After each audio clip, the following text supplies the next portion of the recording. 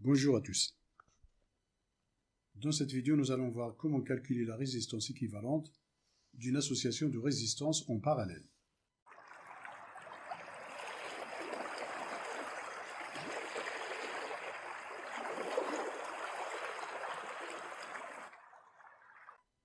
Ce circuit contient deux résistances en parallèle, R1 et R2. Nous allons voir comment calculer la résistance équivalente de ces deux résistances. Les deux résistances sont soumises à la même tension. E est égal à U1 et à U2.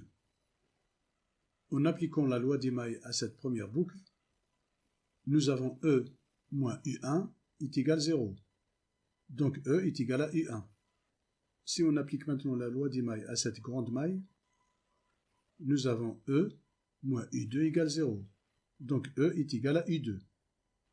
Si on applique la loi d'Émaille à cette boucle, nous avons U1 moins U2 égale 0, donc U1 égale U2. I est égal à I1 plus U2 d'après la loi d'Ineux. Appliquons maintenant la loi d'Ohm à chacune des résistances. Nous avons U1 égale R1 et 1, et nous avons U2 égale R2 fois I2.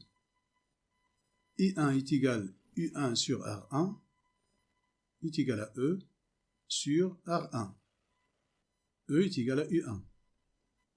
I2 est égal à U2 divisé par R2 est égal donc à E divisé par R2.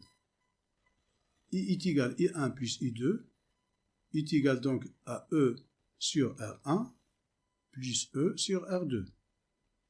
On a remplacé I1 par U1 sur R1 et I2 par E sur R2. On met ici E en facteur, entre parenthèses 1 sur R1 plus 1 sur R2. Nous avons donc I égale I1 plus I2 égale E facteur de 1 sur R1 plus 1 sur R2. On divise I par E et cette expression par E.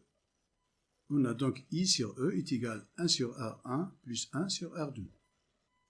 Ce qui est égal à 1 sur R équivalente.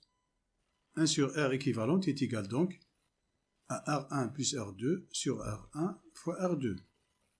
Pour avoir un facteur commun au dénominateur, on fait R1 fois R2. Et au numérateur, on a donc R1 plus R2. La résistance équivalente vaut donc R1 fois R2 sur R1 plus R2. On inverse 1 sur R équivalente et R1 plus R2 sur R1 fois R2. En utilisant cette formule. 1 divisé par A sur B est égal à 1 fois l'inverse de A sur B, ce qui est égal à B sur A.